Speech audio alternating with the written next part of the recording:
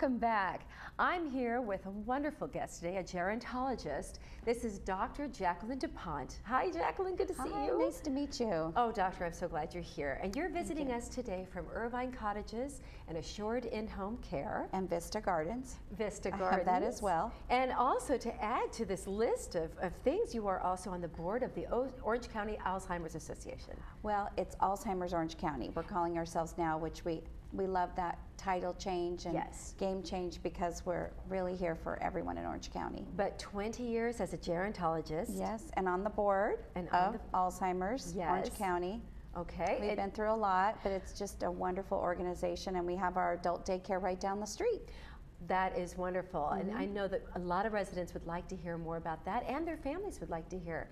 But today, let's talk a little bit about room and board care, in-home care, different levels, the hierarchy of care that is available. Can you tell me a little bit more about those different levels? Well, in California, because every state is a little different, depending upon how Medicaid funds various levels of care, every state runs it a little differently. So in California, we're run by the Department of Social Services for assisted living and now home care. So home care in the past has not been licensed at all. And now home care is being licensed as of this year. We have many, many agencies who stepped up and are licensed, and the caregivers have to be fingerprinted, which is a wonderful, wonderful improvement. I give some kudos to the state of California for fingerprinting the caregivers. That's been a long-term problem in California. We've had caregivers in various home settings, even in assisted living, that are working just for the client and really haven't been fingerprinted, and that's been an issue. So now we are fully fingerprinted and associated with each agency. That's wonderful. Yeah, it's just wonderful, and it's just been a little bit of a hump getting them all hired and fingerprinted and back TB tested and all the wonderful things that will keep our seniors safe in their home. And there's a little bit more big brother when you're using an agency, which is important. True. It's just a little bit more monitoring. More monitoring. More availability for safety, because you have a little better idea of what's actually happening in the day-to-day care. Right, exactly. And that's how we see in-home care in California now, is safety is of prime importance. Well, I was just thinking, we have all this technology. It really should be there to kind of assist us in this way. We should be able to check in. We can talk to people face to face on our phones. Right. There really should be a little bit more good communication. And in in-home care, I do see, at least at Assured, we are using cameras. We do offer it to families when we're signing them up. We'll say, would you like a camera in your home? Right. And you have so many valuables. Make sure you videotape everything. So keep true. Keep an inventory. That's really critical. But in addition to that, having the Ring or whatever form of video monitoring you would prefer. In-home care has no regulations, and it's really just for safety. And we do ask for a consent, because we need a consent from our employee, as well as, you know, the whole family having a consent that they know what's going on. It's true, and not only having that kind of monitoring, it helps with keeping track of everyone's possessions and their day-to-day care, but in case there's a dire emergency. Oh yeah, for sure. The best reporting, the camera tends not to lie, so that's good. It's a nice reporting. And with technology, like you said today, they can pull it up on their phone and talk to their loved one, push a button and actually talk to them. So it's just great. And in facility care, there are still some facilities. We see a lot more video monitoring. I know at least at Irvine Cottages, we've had cameras there for years and years, even in the bedroom where we have consent for that. And Vista Gardens, same thing, we're just getting our consent approved. So yeah, I think cameras are integral, even in the common areas as well. However, with memory loss, it's a little harder to get accurate reporting and protect them. It's true. Well, so we've talked about some aspects of how you choose a facility. Tell me about some other ways that we can know the best facility for our loved ones. Well, when we talk about facilities, there's skilled nursing. Of course, that's monitored by the Department of Health in California. Yeah. And skilled nursing is now really turned into a lot of a different focus than 20 years ago. It's more about rehab and getting, you know, our Medicare, using it in the appropriate way to get wonderful rehab after the hospital stay. Yes. So after a 3-night stay or when it's deemed appropriate, they can go into a skilled nursing and get that. Although after skilled nursing, which is a very, very short stay, an older adult can, with Medi-Cal, stay in a long-term Medi-Cal bed, or they would transition to either home with some care, Yes. or usually, or to, or they could be totally rehabilitated and not need the care, or to an assisted living. And assisted living is a broad term. It is. It's really not, yes, it's not specific. And in different states, it means different things. So in California, it specifically means residential care. Yes. So residential care is the legal term. And for example, we would call an administrator in assisted living a residential care facility for the elderly RCFE administrator. And under that umbrella, you have the smaller facility, sometimes a 6-bed, or you'll have a larger facility. Several floors. Several floors, Yes. or a small memory care. They're True. all under assisted living. Yes. So we do see families getting confused, moving into memory care, larger memory cares especially, and saying, well, gosh, you know, it's memory care. You must do it all. You must do the rehab. You must have nurses around the clock. Sure. And very few memory cares have that clinical model and choose to have that clinical model. Like, you know, even you'll see some companies out there in California that won't weigh them. They don't want the Oh. medical model. They don't want a nurse on staff. Yes. They don't want a physician who's coming in more frequently. They may have more of a social model. Yes. And that's great if the older adult really wants a social model. Maybe they haven't tried adult daycare like we have at Alzheimer's. They haven't tried that step first, and they jumped into assisted living just for socialization. You don't see it as much. You really see older adults trying to Retain adult their daycare, independence. stay at home Yes, longer, right. and they are staying at home longer and longer and longer, Yes. where the safety comes into account. And now we're like, well, gosh, when does mom or dad take that step? When do they go to assisted living, the large model, or the small model, which often is called boarding care, like you Yes. mentioned. And boarding care is more of a slang term.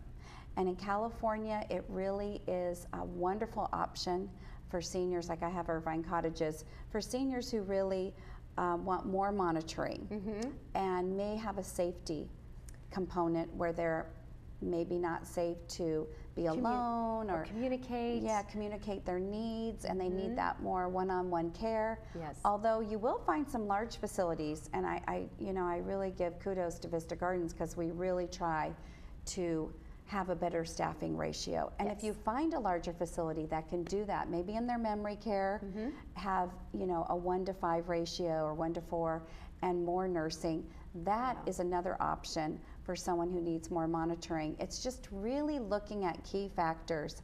And my top three, number one is always communication. Yes. And you just need to be informed all the time as a family member. Whether you're the power of attorney or the daughter visiting, you need to be informed. You don't want to walk in and see mom and say, oh my goodness, we need to go to the hospital. You want them to have communicated with you. That's yes. everyone's nightmare. It is, yes. It is. And sometimes it just happens right at that moment. But Oh. many times they had been declining the last couple days and no one had called them. Right. And that is not right. We need to have a staff in any facility setting, whether it's small, large, adult daycare, that communicates openly in many various ways. Maybe they send a care plan report every month. True. Maybe they call often. Maybe they take, you know, vital signs more often. Maybe they just look at the older adult in a group setting more often. Whatever it is, call the family and communicate. Just let them know, you know what, this is what's happening, these are the changes. Because change of condition, we are getting older adults moving into these two areas Yes. that are more frail. Yes. In the old days, they moved in when they wanted to play bingo. And now that's not happening. No. It's not just bingo, although bingo's important. Yes. It helps with cognition, and Yes. it's a great socialization tool, great for activities, and you don't see it as much as you used to, but I love bingo. I love bingo too. What I love about the notes that you sent to us, you were talking about medication administration. That to me is key. Tell me a little bit more about how that works. You know, in California, we have medication regulations now, Yes. which is wonderful in assisted living, RCFEs. In home care as well. So we really need to make sure when we're choosing a place, they're auditing their medications. They actually Absolutely. have a pharmacy that may be auditing. They may also use bubble packaging or a different way to package that's a little safer. Right. And they understand medication administration because we're really just assisting them.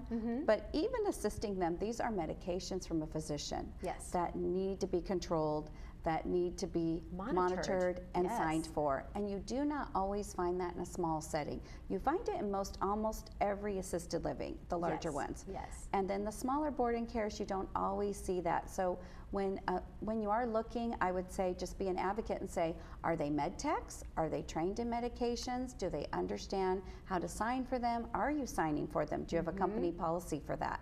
Or are they just centrally stored? Which really isn't okay. Centrally storing medications like at home. Yes. Not when there's 5 other people there, and you know we're having to sign for anything. You know, for giving it and then for monitoring it. True. And then also, do they have a gerontologist like you available? You can have physicians, of course, who will lend their skills, but you really do need a gerontologist. Yeah, gerontologist, a nurse, anyone with a great background in gerontology and aging that really understands the psychosocial, biological, and social needs of an older adult and how they're changing, how to recognize signs. And you'll find wonderful nurses in California. They aren't all in geriatrics, but you do find quite a few that have that compassion, that really, really want to make a difference. And they're the ones who are detail oriented. Yes. So it isn't always, I mean, I love that, you know, I love gerontologists and I support everyone who is one. Yes. There aren't that many of us, but I do think that, you know, anyone else who just is kind, compassionate, and a detail oriented person. I have a funny story. One time we were advertising for, I think it was a staffing manager, one of my companies, and my director said, can we put in the ad OCD preferred, obsessive compulsive disorder, or anxiety disorder? Oh, great. Because anyone with anxiety will be up at night thinking to themselves, I really need to make sure we gave that medication right. Yeah, I wonder how many responses you get. I don't know. Like we that. probably get a bunch millions. Millions. Yes, I'm anxious. Because we all have anxiety. Well, not everyone. You know, there are those people that are a little too laid back to work in our field, which is detail oriented. Yes. It's really critical that we follow up on everything. That's from so a skin tear to a bruise to them not liking the food, or them, you know, an older adult who refuses a meal. Yes. All of that is critical. Boy, that's all it's really striking home with me, and it's very important information for me as well. Well, tell me about Orange County Alzheimer's and how this also comes alongside this effort. Well, Alzheimer's of Orange County, we've really changed a little bit of our mission this year, which I love, in that we are direct service oriented, and we are running amazing daycare down the street that is just amazing. Yes. I can't even think of a better way to describe it, because I've seen so many adult daycares over the years, and this one it's hopping. It's just a lot going on, very different levels of care, and the care seems to be segmented to fit the various residents they have there. Not everyone has memory loss. However, if they do, they're getting the help. Okay. And they really seem to individualize each older adult that's going there, from the activities they're offering to the care. And that's hard to do in adult daycare, but I'm seeing it done, and I'm really pleased and happy with the wonderful services we're offering there. Well, we are pleased and happy that you've come here today to tell us about it. Yeah. Dr. DuPont, thank you so much. Thank it's you. worth a visit to go see Irvine Cottages and to learn more about Assured In-Home Care, and of course, our wonderful daycare that's right down the street. And if you feel like visiting, please do. And you can also reach Dr. DuPont with Irvine Cottages and talk to her personally about the kinds of care that are available for your loved ones or for yourself. Now stay with us, because right after this message, Ken will be back with our Duplicate Bridge Club. We'll see you soon.